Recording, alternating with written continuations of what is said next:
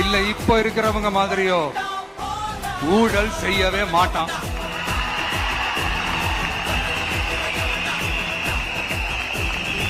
ஒரு பைசா தொட மாட்டான். எனக்கு அது அவசியமே இல்ல. புரிஞ்சுங்களா உங்களுக்கு? எனக்கு அதை தொட வேண்டிய அவசியமே இல்ல.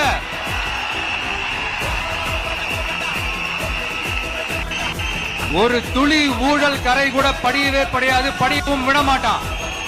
நீங்க கேட்கலாம், இது என்ன சினிமாவா, இதன முதல்வன் படமா, ஒரே நாள்ல வந்து இவர் எல்லாத்தையும் கிளீன் பண்ணிடுவாரான்னு நீங்க கேட்கலாம்.